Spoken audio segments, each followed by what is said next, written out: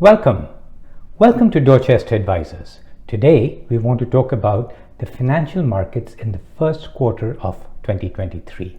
We think you'll get some useful information and investment insights.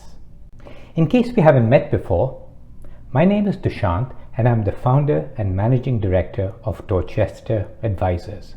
Here, we work with individuals and families and we help them build solid retirement portfolios that are capable of providing them with enough money to sustain their lifestyle through retirement. So, what happened in quarter one?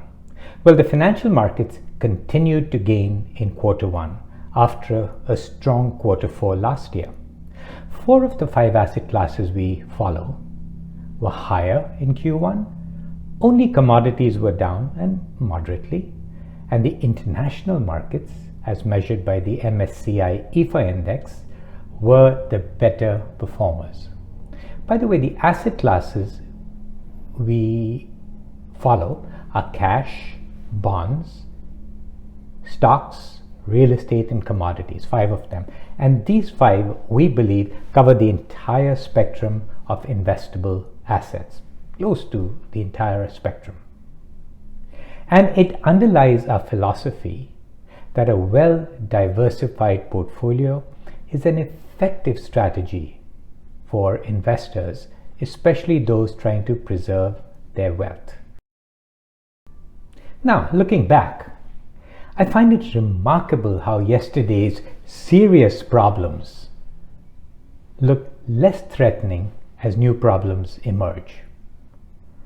Over the past 3 years, we have moved from fears of COVID pretty much threatening all of humanity to supply chain disruption, largely due to COVID and the Ukraine war, to rising inflation fears. However, all these took a backseat, at least based on media coverage, to the banking crisis fueled by Silicon Valley Bank and a few other small bank failures. So what do we think about this? Well, our overall thinking remains pretty much the way it did in early 2023. At that point, I mentioned that inflation, COVID, the war, these were by then known issues, that we had the institutions and the organizations and knowledge to deal with them. Moreover, I didn't think that any of these had caused a permanent impairment to our business and ecosystems. Finally, I know that rarely do such shocks play out in a nice, clean, linear manner. Instead, there's always an oscillation towards an equilibrium and sometimes a new equilibrium. I think the same will hold true for the banking crisis that we are now dealing with. In fact, this behavior pattern, focused on current news alone, should keep reminding serious investors of Warren Buffett's observation so many years ago. He said, in the short run, financial markets are a voting machine, but in the long run, financial markets are a weighing machine. And the implication of this is that we must be vigilant as investors. We need to be vigilant about monitoring the fundamentals, which is what ultimately makes markets behave like a weighing machine. But we must also be vigilant about the risks that might be creeping in. We should monitor the risks, but not react to each and every piece of news, especially the sensationalist type news. We believe it is this focus on sensationalist news that causes financial markets to behave like a voting machine, going from one extreme to another. Perhaps Kenny Rogers, the songwriter, said it the best.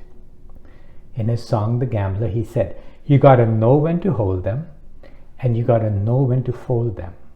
And as investment advisors reacting to news, that is what we strive to do.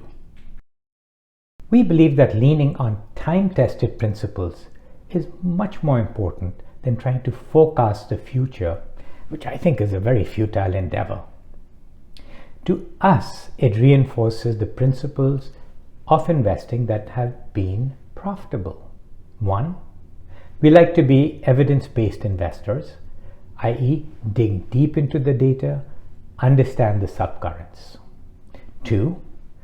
We like to have well-diversified portfolios because diversification protects wealth better. And finally, we don't think volatility is risk. Volatility is not risk, so make friends with it. In conclusion, in 2023, we plan to keep clients diversified across the 5 main asset classes, be prudent with any risks that we take, and remain cost conscious. We think this remains a sound investment approach. Thanks again for listening in. I invite you to look through our website, and if our philosophy and approach resonate with you, give us a call. No obligation. We love talking everything investing. Thank you. Good luck.